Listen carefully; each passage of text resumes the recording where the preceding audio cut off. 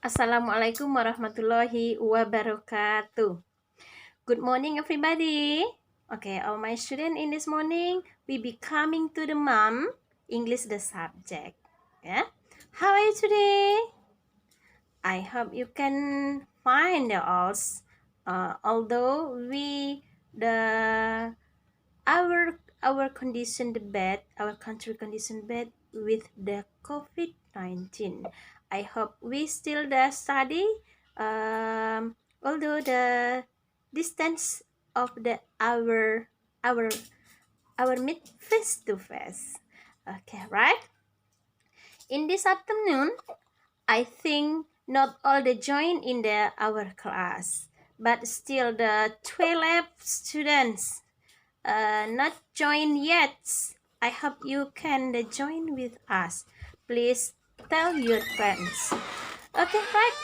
In our material in this day about the explanation text. Before we be coming to our materials about the explanation text, Mom tell to all of you about the basic competition. Ya. Sebelum kita masuk ke materi kita, Mom ingin menyampaikan KD kita pada hari ini, yaitu tentang teksnya explanation, membedakan dan menangkap makna, fungsi sosial, struktur teks, unsur kebahasaan, beberapa teks explanation, lisan, dan tulis, dengan memberi dan meminta informasi terkait dengan gejala alam atau sosial di dalam masyarakat yang tercakup dengan mata pelajaran lain yang di kelas 11. Iya. Itu pengetahuan dan keterampilannya. Oke, so the KD kita menuntut kita pertama bisa membedakan fungsi sosial, membedakan struktur teks, membedakan unsur kebahasaan. Yang kedua, yang keterampilannya menangkap makna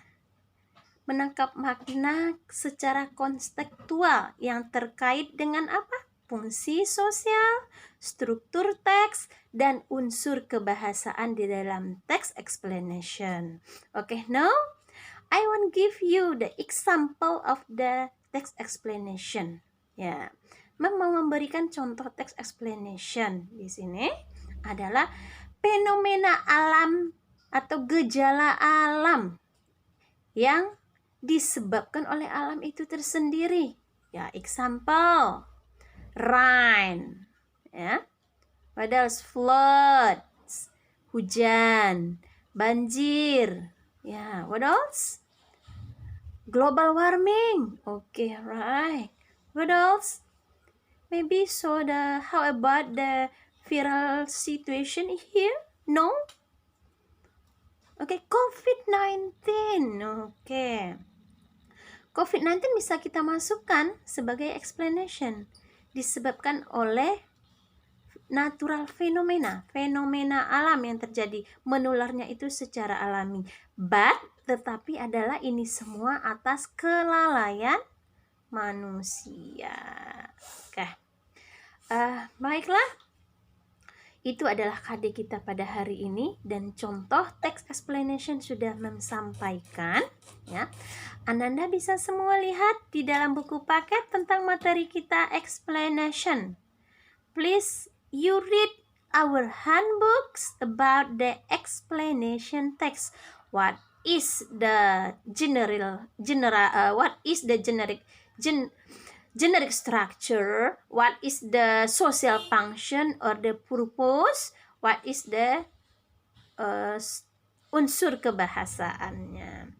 Di sini memberikan 3 point the needed in the explanation text. Yang pertama, apa itu fungsi sosialnya? Fungsi sosialnya adalah to describe, ya,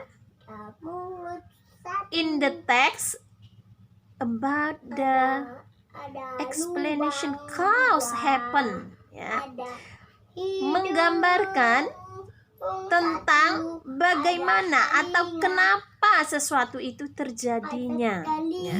Ini agak sedikit similar dengan procedure. Similar with the procedure text in but just the step. Kalau di prosedur itu hanya membicarakan stepnya. Kalau di explanation itu menyampaikan why that happen even. Nah, kenapa terjadinya? Apa sebabnya? Oke, itu adalah social functionnya. So, generic structure di sini generic structure-nya ada 3. Pertama adalah general statement. Kedua adalah explanation. Ketiga adalah closing. What is the general statement? Apa itu isinya general statement? General statement itu adalah to tell of the topic, atau bisa disebut menceritakan informasi umum mengenai kejadian yang akan dibahas di dalam teks. Topik yang akan dibahas di dalam teks itu adalah general statement-nya. Kedua adalah explanation. Apa itu isinya explanation? Kejadian-kejadian di dalam suatu proses yang merupakan topik daripada teks. Contohnya ya, COVID-19 sangat berbahaya. Itu adalah general statement-nya. Kalau untuk explanation-nya diterangkan lagi. What is the dangers-nya? Apa bahaya-bahayanya apa? 1, bisa menyebabkan tingkat angka kematian semakin naik. Kedua, apa? Ketiga, apa? Itu disebut dengan explanation. Explanation itu adalah generic structure yang kedua. Yang ketiga adalah closing. Closing ini adalah penutup bersifat pilihan atau opini penulis. Tidak harus selalu ada di dalam teks explanation-nya.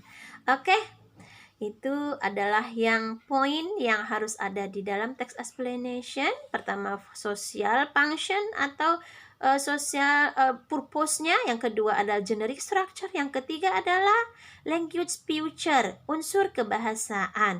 Unsur kebahasaan ini adalah apa tatanan bahasa yang harus di dalamnya kita pelajari. Yang pertama adalah simple present. Ya, Mem berharap Anda semua masih ingat dengan simple present. Simple present ini apa? Ayo, ingat, recall. Kejadian yang terjadi pada saat sekarang, ya tepatnya COVID-19 ini, ya simple present. Yang kedua adalah tensesnya tentang passive voice. Contohnya, COVID-19 disebabkan oleh. Oleh itu adalah di dalam kalimat passive voice. Anda bisa belajar sendiri. Coba lihat nanti ya, dibuka Google-nya. Apa itu passive voice? Mungkin barangkali kelas ke-10 sudah kita pelajari. Jika belum, ya Anda bisa belajar sendiri lewat Google. Apa yang perlu ditanyakan? Please search to me. Kita akan berkomunikasi. Oke, kemudian noun phrase. Ya, noun phrase ya. Kemudian action verb. Apa itu action verb? Kata kerja yang kita melakukan. Contohnya apa? Experience. Ya, experience ini kan kenangan. Ya, bisa kenangan masa lalu. Biasanya kenangan itu pasti masa lalu ya. Kenangan sekarang. And drop itu adalah contoh action verb-nya. Itulah yang harus kita pelajari di dalam language future. Oke, Hananda semua, untuk materi kita pada hari ini cukup sampai di sini. Anda semuanya bisa mengerjakannya. Nanti setelah teks, ada nanti teks memberikan tentang COVID-19, itu belum punya title ya. Ada soal nanti 2 di sana di Google Classroom-nya. Tolong Ananda jawab dan kerjakan tugasnya. Lihatlah penilaian skornya di sana. Jika Anda ingin nilai sikapnya dapat A, ya sesuai, kumpulkan tugasnya sesuai deadline-nya. B, deadline ini sampai tanggal ini. Oke, tidak mengumpul ya C. Jika Anda dapat nilai sikap C, ya I'm very sad. Ya, Anda mohon maaf kalau C sikap kita nggak naik kelas. Tolong dikumpulkan ya tugasnya. Oke, untuk nilai pengetahuan, pertemuan selanjutnya kita lanjutkan untuk PH tentang menjawab pertanyaan di Google Classroom. Okay, today I think that's all. See you the next time. Thank you for your attention. Assalamualaikum warahmatullahi wabarakatuh. See you.